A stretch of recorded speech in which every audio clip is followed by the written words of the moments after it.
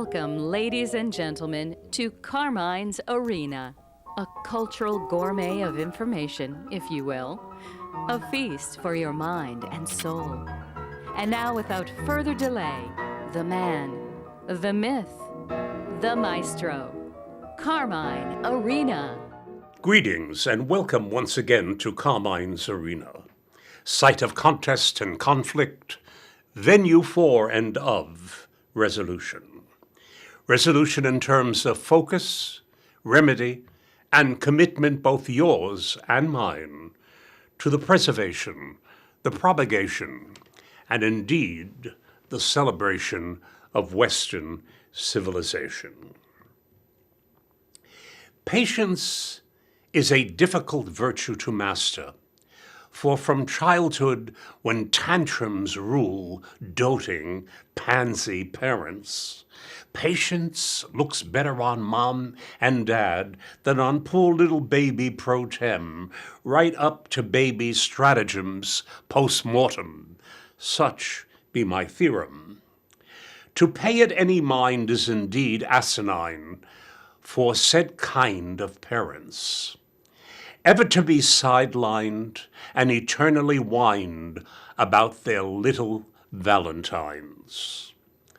Of late, the perpetual brats become academia's rugrats, whose demands are held sacrosanct by deans, chancellors, college presidents, and others of such mountebank rank, who point-blank believe in swanky-swank for their students instead of spanky-spank for student bodies out of whack.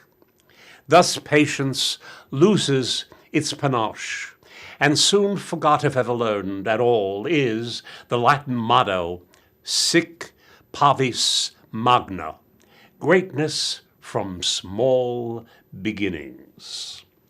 Why, even the rugrat at his inception was a two-cell commencement to zygote, fetus, etc., to dipet, genera, narcissus. Patience teaches focus, detail, and precision, the avoidance of hanging on to coattails, said brats, mainsails. Every composer begins notation with a first note pitched for the second, third, and so on.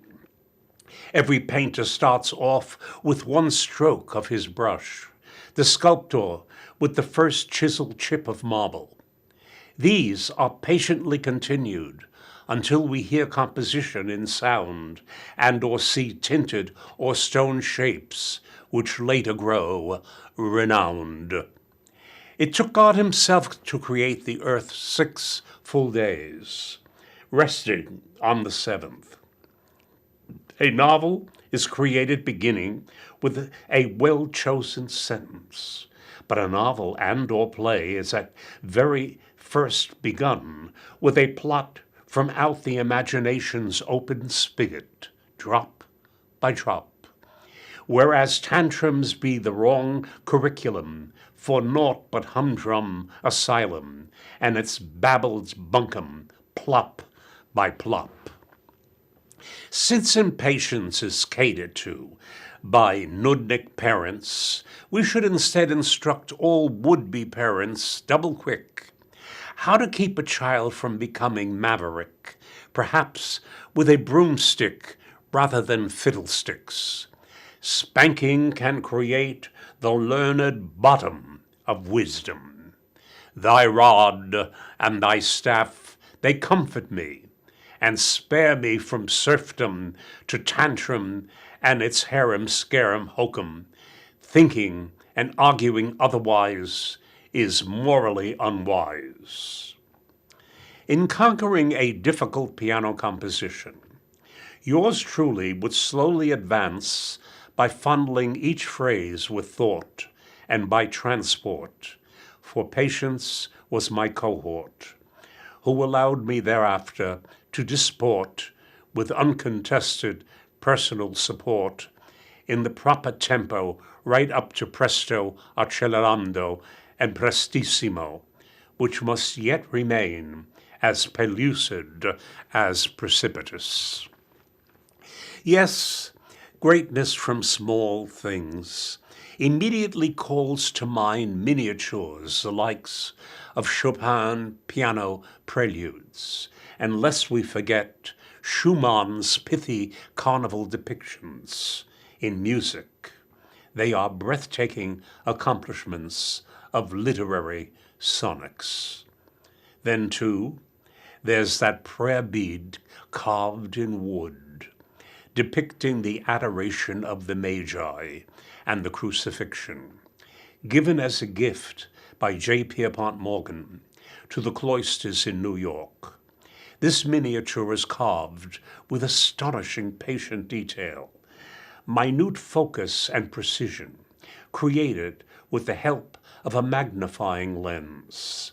When fully opened, it forms a triptych. On the left is the journey to Bethlehem and the Nativity.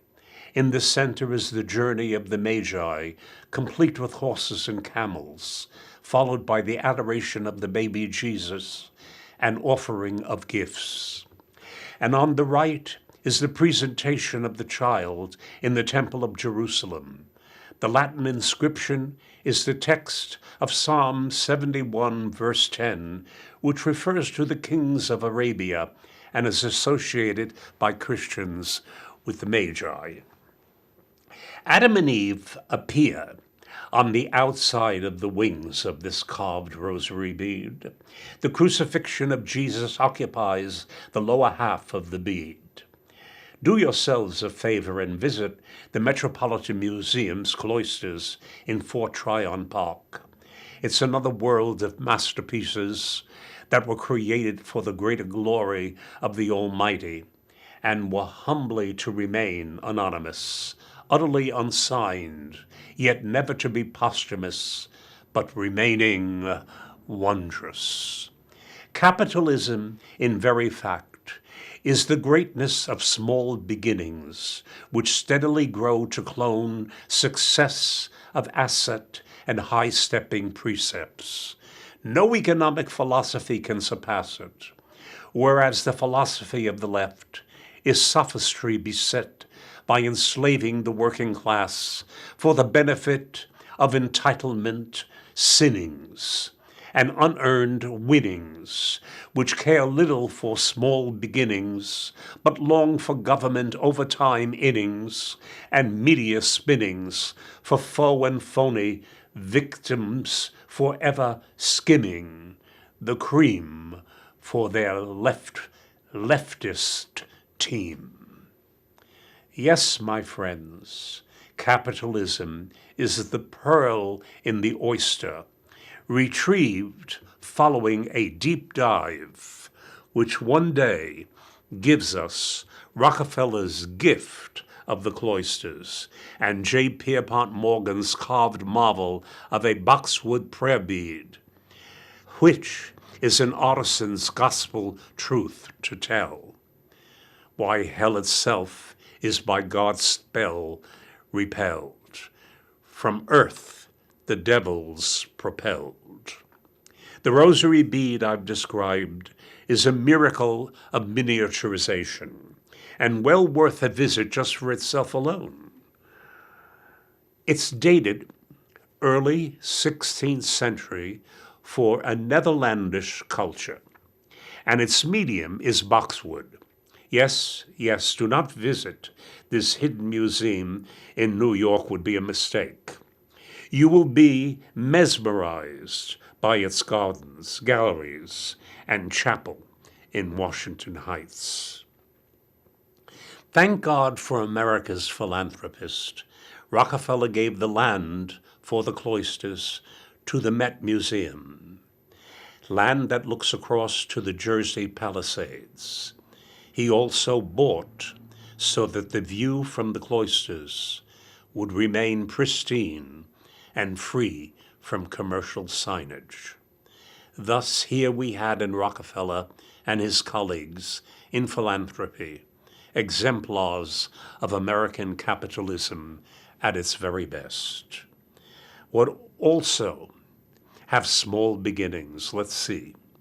Springs that become streams, that become brooks, brooks that become waterfalls, falls that become rivers, whose meanders can flood and froth until all reach the sea, made great by all its determined offspring of watery speed.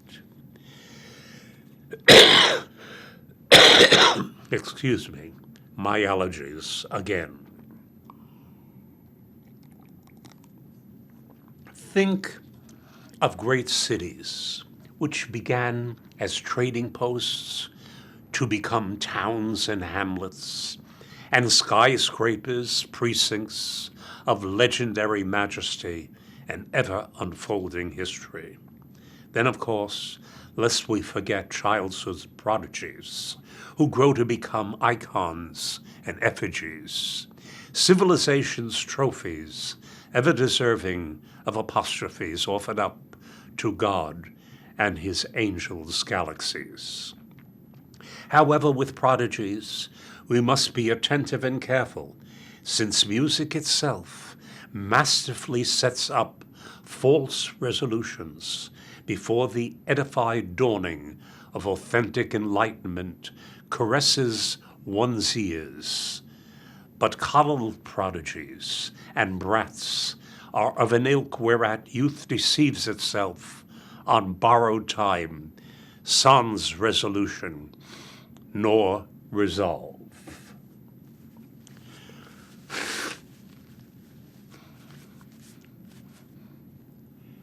Another example of greatness from small beginnings is an acorn and other seeds which respectively become a mighty oak or a vast cash crop of feeding, smiling faces. Trees have uncertain futures until rooted to stand firmly against the wind. I very much want to share once more with you a moment of sudden intuitive understanding, a flash of insight, a scene of sense perception that occasions a personal epiphany perceived in my poetic poem Litany, whose music means so very much to me. Here re-echoes said prose, and I quote, "In a self-sown forest grows this mighty tree, more than wide enough to encompass me. I pillowed against its flanks, caressed its barky planks, and was soon thereafter to scale its branchy ranks. Hiding poorly a telltale angst, I nearly stopped short of the top, yet was tugged upward for its sweet airs to eavesdrop. Once there at the close-up summit, I reached out and rediscovered thee. When I climbed back homeward bound, a lifetime rewound, I arrived again, that other me." Unquote. So you see, small promptings can lead, when held fast, to giant revelations. Letting go too soon due to daily distractions or fears lead to inaction and a sorry loss of introspection. My tree, dear listeners, continues to grow, its roots a beauteous pattern that never overshoot the realm it governs as infinite sovereign. Now let's go on to attend the exploration of small beginnings from, as it were, teething to stages imposing. I'd be surprised if you have not heard of KFC. Well, it was started by a retired person, Colonel Holland Sanders. More than a good cook, Colonel Sanders was an instinctive businessman who saw possibilities for franchising his chicken restaurants at a time in his life when most people just retrench. As the eldest child of a widowed mother growing up in Indiana, he had to cook for his younger siblings while his mother worked to support the family. And this is how he developed his excellent cooking skills. After trying different jobs, Sanders started operating a service station in Kentucky, while simultaneously running an eatery on the same premises. As the popularity of his fried chicken grew, he relocated to a restaurant. At 45, Sanders was honored by the governor, calling him Kentucky Colonel in recognition of his fabulous cooking skills. However, in the early 1950s, due to losses, he was forced to sell his restaurant. The entrepreneur in him and the meager Social Security check of $99 that he received from the government did not allow him to retire. Now, here's where this tale gets interesting. He approached restaurant owners across the USA with his chicken recipe and asked for a nickel for every chicken dish that was sold. He was rejected, get this, on more than 1,000 occasions, and ridiculed about his attire of starched white shirts and white pants. Sanders persevered, and after a little over 1,000 rejections, finally met his first franchise, Pete Harmon of Salt Lake City, Utah, who eagerly accepted the concept. By the early 1960s, there were over 600 franchise locations in the U.S. and Canada, selling the ever-delectable chicken. In the year 1964, at the age of 74, he sold his business to a group of investors for $2 million.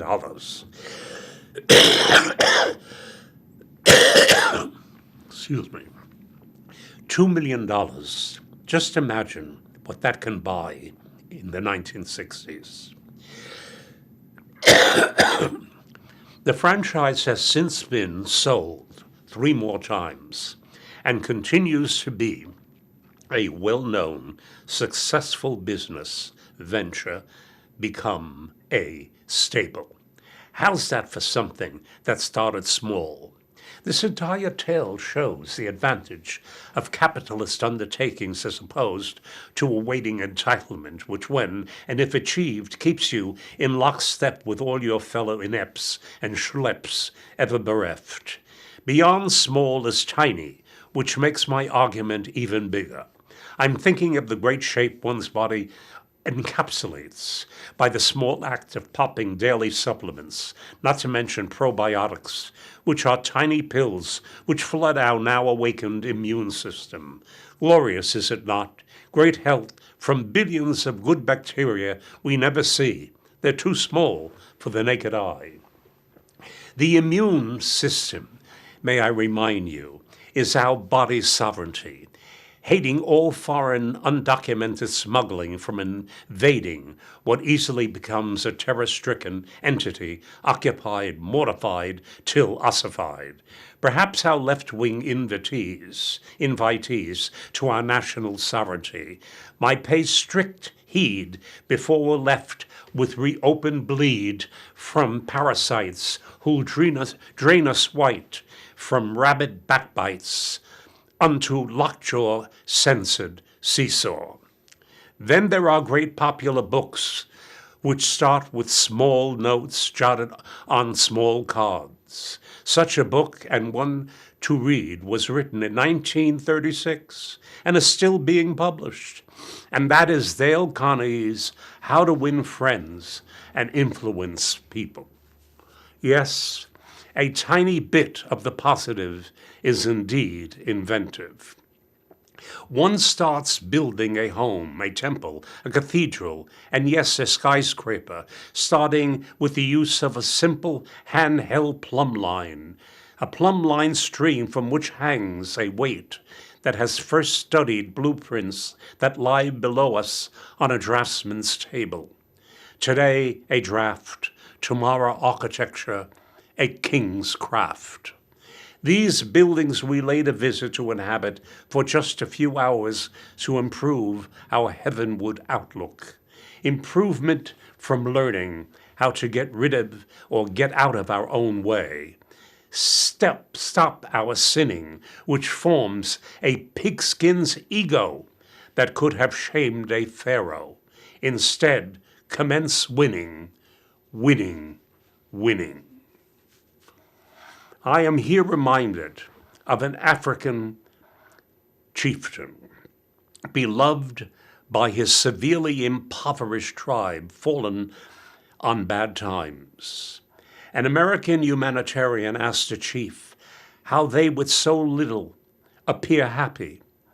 The chief, drawing himself up to full measure of his massive dignity, replied, Sir, we thank you for your interest, but we don't miss what we don't have." In that one short response lay an encyclopedic knowledge of manhood, manhood so terribly wanting in today's youth, entitlement begot by nest eggs squandered by impatient ambitions. SMART, S-M-A-R-T, is an acronym for specific, measurable, attainable, relevant, and time-based process. Get smart and lose the brat.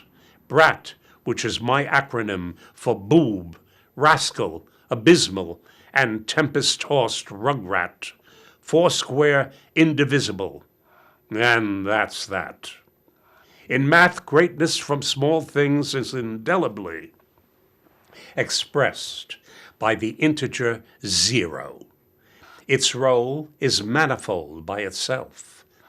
Placeholder, as in the number 10, or a digit which outfits infinity. A quantity that does not squander patience, but holds it dear as would be a multi-millionaire's millions. And there's the tale I've told before, because it expresses love and invention that withstands unexpected calamity. Listen. A synagogue caretaker for some 30 years was summoned by his greatly respected rabbi, who regretfully informed the veteran caretaker that he had come only lately to the knowledge that his diligent caretaker was illiterate, and to read and write was a Jewish religious law mandated for all who worked in a Jewish house of worship. What was he to do but to go home and sadly share the news with his wife of 30 years? The woman was of one of those sturdy, patient ilk, not quick to surrender her infinite invention. She turned to her husband, hugging and kissing him reassuringly and promising him a solution. Meanwhile, they had enough savings set aside over the years to keep food on the table and a roof over their heads. Here I ask for a moment to point out the difference in femininity and feminism. The latter, the one of the boys' ilk, who, when treated like their adopted gender, greatly resent same, and begin to chant for liberation in endless tantrums. Well, before I blow my top over these feminists, teardrops, let's get back to the caretaker's wife, who utterly accepted, along with her husband, the Jewish prescription against his job-related illiteracy. They had dinner and slept through the night untroubled by what would have to be new beginnings, God willing. Upon awakening, Sarah said to her husband Abraham, trying to control her excitement, "My dear husband, I firmly believe I have the solution to your employment problem," reminding him that over the years it was their holiday routine to neatly and colorfully package for friends and relatives his secret blend of tobacco, which gifts were always genuinely received, with the plea for Abraham to share his secret. But Sarah said no. And when Sarah said no, it was no sans veto. Well, to make a long story more evocative, they opened a small tobacco shop with the aforesaid savings. Before long, the place became overrun with customers seeking Abraham's blend, available 6 days a week except on the Sabbath, when they would faithfully attend his old place of employment for worship and thanksgiving. Well, one afternoon, with Sarah's greeting old and new customers, a new face appeared and introduced himself. It was the director of the local Chamber of Commerce who wanted to interview the tobacconist. His opening question was all he needed. To what do you attribute your success? For only 3 short years have elapsed, and you now own over 20 shops and employ a significant number of college students to boot. Looking somewhat sheepish, he answered, I owe my success to my wife and to the shameful fact that I never learned to read or write. My dear listeners, remember that God works in mysterious ways, his wonders to perform. And Abraham went into semi-retirement, with Abraham keeping close his secret blend. They became first among donors, contributing to the welfare of their synagogue and its rabbi's salary. Till our next go-around, may your faith ever rebound, to resound all over town, in small ways become profound, as you wend your way once again homeward bound. Ciao, my friends.